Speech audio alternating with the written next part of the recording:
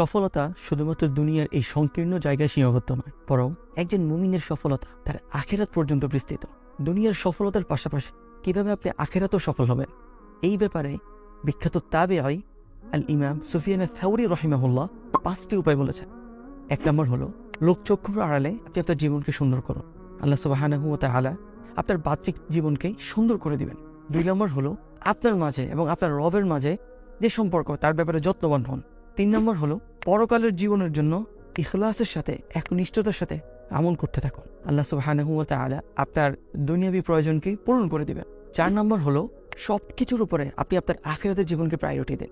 আপনি যদি আখিরাতের জীবনের বিনিময়ে দুনিয়ার জীবনকে বিক্রি করে দিতে পারেন, তাহলে আপনি দুনিয়া এবং আখিরাতে সফল। 5 নম্বর এবং সর্বশেষ হলো দুনিয়ার তুচ্ছ স্বার্থের কাছে আপনি আপনার মূল্যবান আখিরাতকে বিলিয়ে দিবেন না, তাহলে ধ্বংসের হাত থেকে কেউ আপনাকে বাঁচাতে পারবে না।